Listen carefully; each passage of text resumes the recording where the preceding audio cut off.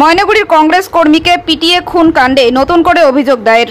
আরও 17 জনের নামে অভিযোগ দায়ের। জলপাইগুড়ি জেলা পুলিশ সুপার উমেশ খান্ডোয়ালের দপ্তরে এসে মঙ্গলবার লিখিত অভিযোগ দায়ের করলেন মৃত কংগ্রেস কর্মীর স্ত্রী স্বপ্না রায়।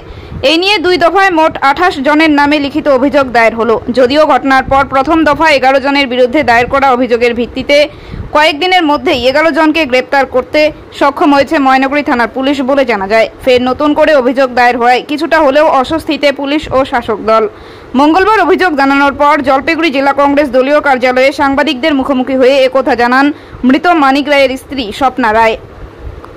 অপরদিকে ঘটনা প্রসঙ্গে তৃণমূল নেতা অমিতাভ চক্রবর্তী জানান, এই ঘটনায় প্রথমে একটি অভিযোগ থানায় জমা পড়ে। ময়নাগুড়ি থানার পুলিশ তদন্তে নেমে ঘটনার কয়েকদিনের মধ্যেই 11 জনকে গ্রেপ্তার করেন।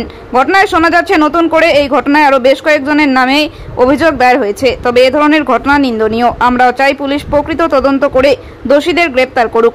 কিন্তু এর মধ্যে অনেকেরই নাম রয়েছে যারা এই ঘটনার সাথে যুক্ত নয়। মিথ্যা মামলা দিয়ে ফাঁসানো হচ্ছে বলে তিনি অভিযোগ করেন। আজকে আপনার বাসায় তো কাজকর্ম ছিল, আজকে হ্যাঁ, ওই খাদ্য শান্তির ব্যাপার ছিল না? হ্যাঁ। সেগুলা করবার পর আপনি কোথায় আসলেন? জলপাইগুড়ি। কোথায়? জলপাইগুড়ি কোথায় আসছেন? জলপাইগুড়ি এসপির কাছে। এসপির কাছে? একটু জোরে বলেন, জোরে বলেন। এসপির কাছে। এসপির কাছে আসলেন, তো এসপি সাহেবের সাথে দেখা করে আপনি কি বললেন? এসপি সাহেবের সাথে দেখা করে বললাম, স্যার আমাকে একটু আমাকে দেখবেন। আমার স্বামী তো চলে গেল, আমার স্বামীকে তো ওরা মেরে ফেললো। আমার তো বাঁচতে হবে, আমাকে তো ভালোভাবে থাকতে হবে 2টো বাচ্চা নিয়ে। এসপি বললো, ঠিক আছে, আমি দেখতেছি, চেষ্টা করতেছি, তুমি নিশ্চিন্তে থাকো, তুমি তোমার জায়গায় থাকো, তোমার যা যা করতে হয় আমি তা তা করবো। তোমার বাচ্চা দুটোকে নিয়ে তুমি তোমার জায়গায় থাকো, তোমার জায়গা তুমি ছাড়ো না। এসপি অনেক কথা আশ্বাস আমাকে দিল, আমাকে একটা কাজও দিবে, সে কথাও বললো। এসপি বললো, নমস্কার আপনাদের সবাইকে। আপনারা সবাই জানেন যে ময়নাগুড়ির হঠাৎ কলোনি অর্থাৎ দক্ষিণ খাগড়াবাড়ি এলাকায় আমাদের দলের কর্মী মানিক রায়, তাকে নৃশংসভাবে গাছে বেঁধে পিটিয়ে হত্যা করা হয়েছে এবং এক শ্রেণীর দুষ্কৃতী, সমাজবিরোধী এবং মূলত তারা এই রাজ্যের শাসক দল আশ্রিত, তাদের মদতে এবং প্ররোচনায় এই ঘটনা ঘটেছে, যা নিন্দার ভাষা নেই।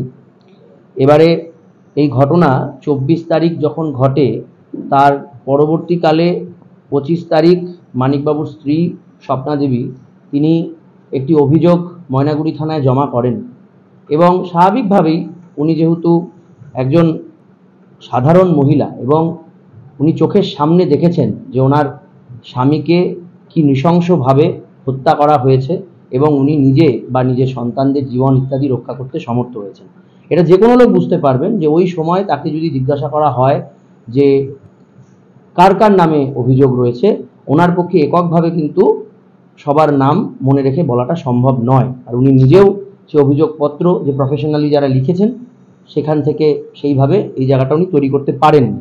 পরবর্তীকালে উনি আমাদের কাছে জানিয়েছিলেন যারা বেশ কিছু লোক, যার মধ্যে অনেকজন প্রভাবশালী রয়েছেন, যারা ওই এলাকার মূলত এই অসামাজিক কাজকর্মগুলিকে নিয়ন্ত্রণ করেন, যারা মানিকবাবুকে বিভিন্ন সময় ধমকেছেন, চমকেছেন, যারা মানিকবাবু ওখান থেকে চলে যাওয়ার আগে পরে প্রায় যে 18টা মামলা, সেই মামলাগুলোর সঙ্গে বিভিন্নভাবে যুক্ত এবং ঘটনার দিন ওই স্থানে উপস্থিত ছিলেন, এমনকি মূল অভিযুক্তও বটে।